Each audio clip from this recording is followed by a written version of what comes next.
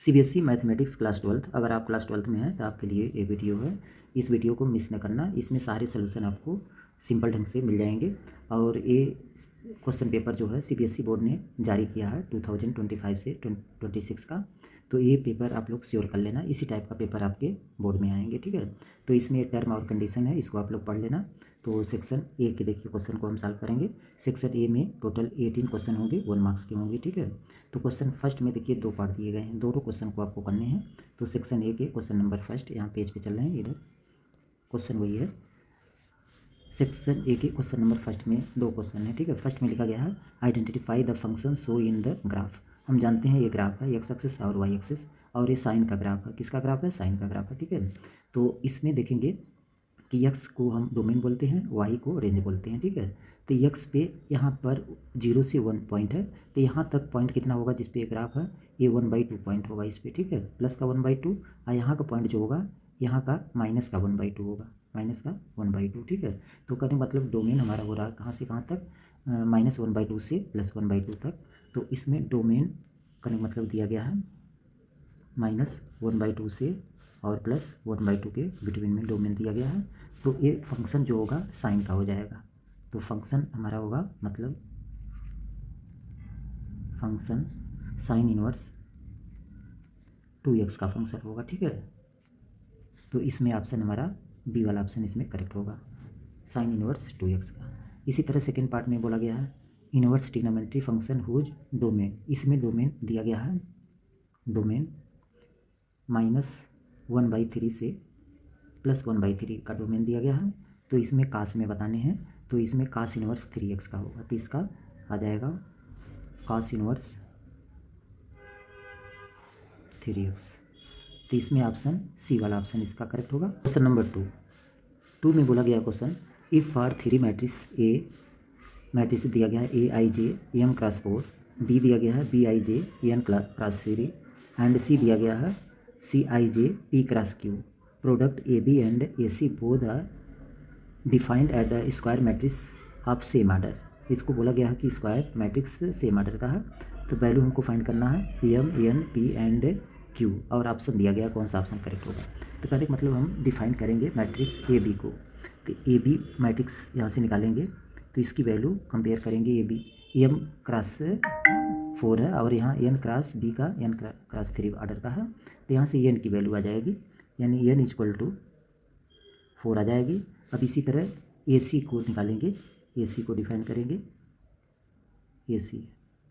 तो इससे निकालेंगे तो यहाँ से वैल्यू निकालेंगे, P की वैल्यू आ जाएगी P = 4। तो कहने मतलब AB और AC हमने यहाँ से डिफाइन कर लिए, ठीक है। अब गिवन क्वेश्चन में बोला गया कि AB और AC जो है स्क्वायर मैट्रिक्स सेम आर्डर का है, स्क्वायर मैट्रिक्स सेम आर्डर का है। तो इस केस में यहाँ लिख लीजिएगा AB and AC are square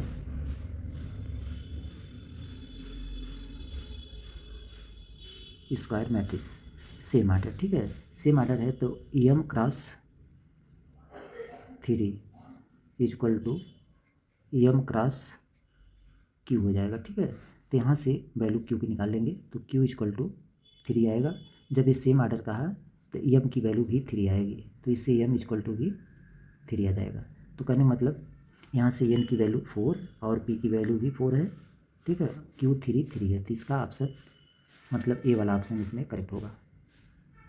question number second का ए ऑप्शन करेक्ट होगा। इसी तरह क्वेश्चन नंबर 3 है। 3 में बोला गया है, यहाँ पर दिया गया if the matrix A = 0 R -2 3 P T और Q -4 0 दिया गया, और बोला गया स्क्यू सिमेट्रिक बोला गया, और वैल्यू फाइंड करना Q + T/P + R, इसकी वैल्यू फाइंड करना है। तो ये जो मैट्रिक्स दिया गया है इसका सिमेट्रिक मैट्रिक्स स्क्यू सिमेट्रिक लिखेंगे, तो ये आ जाएगा A' माइनस का, और इसको जो है रो को कॉलम में चेंज करेंगे, कॉलम को रो में।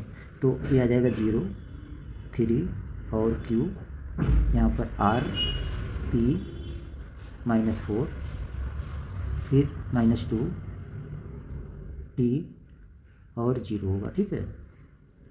ये टर्म आ गया, इसकी सिमेट्रिक आ गया। अब इससे हम कंपेयर करेंगे, ये वाले टर्म से और इससे कंपेयर करके पी टी आर की वैल्यू निकालेंगे। तो यहाँ से कंपेयर करेंगे तो पी इक्वल टू, पी तो सेम टर्म पर है तो पी की वैल्यू 0 आएगी, पी इक्वल टू 0। और उसके बाद क्यू की वैल्यू निकालेंगे तो क्यू इक्वल टू, यहाँ -2 है तो क्यू की वैल्यू, ये माइनस यहाँ से है तो प्लस का 2 हो जाएगी, तो क्यू इक्वल टू प्लस का 2। और उसके बाद आर की वैल्यू निकालेंगे तो आर इक्वल टू, आर यहाँ पर ये माइनस का आर है, यहाँ पर 3, ठीक है, तो ये आ जाएगा आर की वैल्यू 3 आएगी, क्लियर है, माइनस का 3 आएगा। फिर उसके बाद टी की वैल्यू निकालेंगे तो टी इक्वल टू 4 हो जाएगा, टी इक्वल टू 4। अब फाइंड आपको क्या करना है, फाइंड करना है P Q plus T upon P plus R, इसकी वैल्यू फाइंड करनी है। तो ये टी है, ठीक है, तो क्यू की वैल्यू हम निकाले हैं 2 और प्लस टी की वैल्यू 4 और अपॉन में पी की वैल्यू तो 0 है, आर की वैल्यू -3, तो ये -3, इसको हल करेंगे तो 6 अपॉन -3, तो ये कट जाएगा, तो इसकी वैल्यू -2 आएगा। तो इसका ऑप्शन, ये वाला ऑप्शन इसमें करेक्ट होगा, ठीक है। क्वेश्चन नंबर नेक्स्ट है, क्वेश्चन नंबर 4 पे दिया गया है, if A is a square matrix of order 4 and mod of adjoint of A equal to 27, then A adjoint of A is equal to, इसकी वैल्यू फाइंड करना है, ठीक है। तो इसकी वैल्यू कैसे फाइंड करेंगे, अब इसको इरेज कर दें।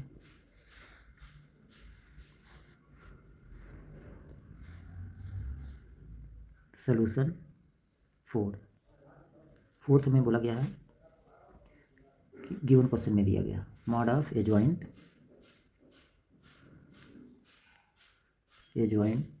ए इक्वल टू 27 दिया गया है, ठीक है। तो अब इससे हम निकाल लेंगे क्यू, जैसे एक मॉड ऑफ ए क्यू की वैल्यू निकालेंगे, ए क्यू इक्वल टू, यहाँ पर इसको 27 को हम लिख सकते हैं 3 के पावर 3 हो जाएगा, ठीक है। तो यहाँ से मॉड ऑफ ए की वैल्यू आ गई, mod of A equal to 3 निकल गया, क्लियर है। तो अब निकालना हमको ए एडजॉइंट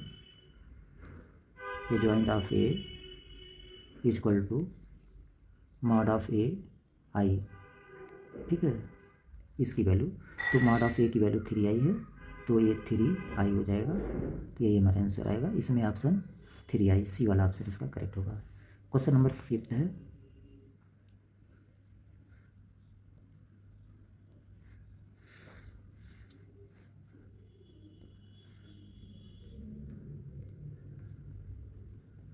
सोल्यूशन 5 में बोला गया है द इनवर्स ऑफ मैट्रिक्स, ये मैट्रिक्स दिया गया है, इसका इनवर्स निकालना है। तो इसका इनवर्स मैट्रिक्स हम निकालेंगे तो इनवर्स मैट्रिक्स हो जाएगी,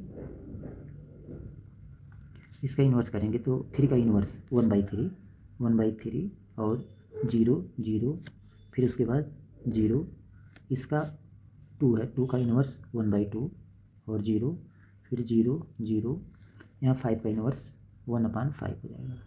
तो ये हमारा इन्वर्स मैट्रिक्स होगा, ठीक है। तो इसमें ऑप्शन बी वाला ऑप्शन इसका करेक्ट है, इसका ऑप्शन बी करेक्ट होगा, ठीक है। अब क्वेश्चन नंबर नेक्स्ट है,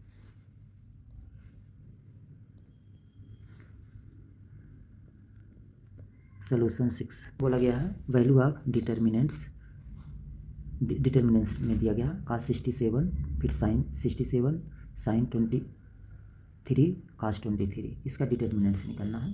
तो डिटर्मिनेंट्स हम कैसे निकालते हैं, इसका क्रॉस मल्टीप्लाई करेंगे, cos 67 का cos 23 में करेंगे तो आ जाएगा cos 67 इंटू cos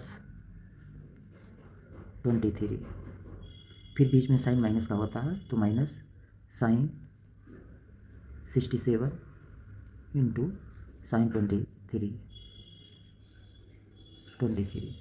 तो अब ये फार्मूला बन गया हमारा, ये फार्मूला बना है, फार्मूला हम जानते हैं कि cos a into cos b minus sine a into sine b equal to होता है cos a प्लस b होता है। तो ये आ जाएगा cos a की वैल्यू 67 प्लस b की वैल्यू 23। अब इसको ऐड करेंगे तो ये cos 90 आ जाएगा, cos 90 की वैल्यू हम जानते हैं, cos 90 की वैल्यू 0 होती है। तो इसका ऑप्शन ए वाला ऑप्शन इसमें करेक्ट होगा। इसके बाद क्वेश्चन नेक्स्ट सोल्यूशन 7 में बोला गया है if a function defined by f x equal to k x plus 1 x less than or equal to pi और cos x greater than pi दिया गया है, is continuous at x equal to pi, then the value of k की value निकालना है। और इस पे कंडीशन बोला गया कि एक्स पे कंटिन्यूअस है, एक्स पर पाई कंटिन्यूअस है, पाई रखेंगे तो इस केस में जब वैल्यू रखेंगे यहाँ लेफ्ट हैंड लिमिट और राइट हैंड लिमिट में रखेंगे, तो फर्स्ट इसमें रखते हैं तो ये आ जाएगा limit x tends to left hand limit के लिए पाई नेगेटिव में दिखाते हैं, ठीक है। और ये एक्स की वैल्यू के एक्स प्लस 1 ब्रैकेट क्लोज। अब इसी तरह हम राइट हैंड लिमिट दिखाएंगे कास का रख के, तो यहाँ से limit x tends to pi plus में, ठीक है। तो ये कास एक्स, क्लियर है इतना। अब इसकी वैल्यू अगर एक्स के स्थान पे पाई रखेंगे तो यहाँ एच टेन टू 0 हो जाएगा। तो यहाँ लेट करते हैं वैल्यू हम लिमिट एच टेन टू 0 रखते हैं एक्स की स्पेस पे, तो ये आ जाएगा के और ब्रैकेट में pi minus H bracket close, और प्लस 1 है तो प्लस 1 लिखे रहेंगे, ठीक है। और इक्वल टू इसी तरह इधर रखेंगे वैल्यू, तो यहाँ पर कास ये लिमिट ऐसे दिखाए रहेंगे और एच टेन टू 0, ठीक है।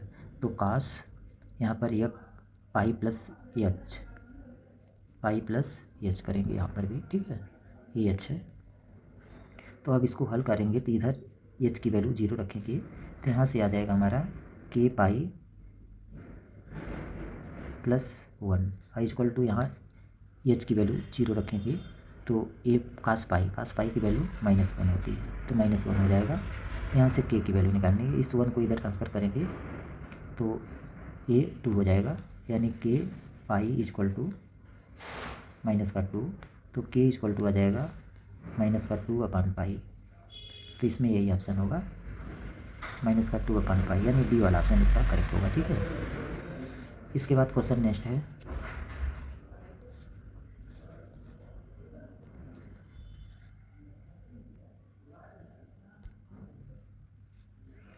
सॉल्यूशन 8 में बोला गया है f x equal to x tan inverse x, then f dash 1 is equal to f dash 1 की वैल्यू निकालना है। तो गिवन क्वेश्चन में एफ एक्स की वैल्यू दिया गया है, f x equal to x tan inverse x दिया गया है। तो अब इसका हम एफ डैश निकालेंगे, तो इसमें प्रोडक्ट रूल अप्लाई करेंगे, फर्स्ट फंक्शन और ये सेकेंड फंक्शन। तो इसका एफ डैश निकालेंगे तो f dash x equal to होता फर्स्ट फंक्शन एक्स का डिवाइड एक्स करेंगे तो 1 इंटू टेन इनवर्स एक्स,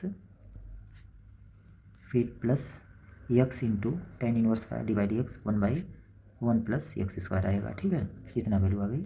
अब इसमें एक्स के स्थान पे 1 रखेंगे तो एफ डैश 1 इक्वल टू आ जाएगा, यहाँ पर 1 रखेंगे तो आ जाएगा टेन इनवर्स 1 और प्लस यहाँ पर 1 और इंटू 1 यहाँ 1 रखेंगे तो 2 आ जाएगा, ठीक है। अब टेन इनवर्स 1 की वैल्यू हम जानते हैं पाई/4 और प्लस इधर 1/2 आएगा, तो एफ डैश 1 की वैल्यू पाई/4 प्लस 1/2, यानी बी वाला ऑप्शन इसका करेक्ट होगा। इसके बाद क्वेश्चन 9 है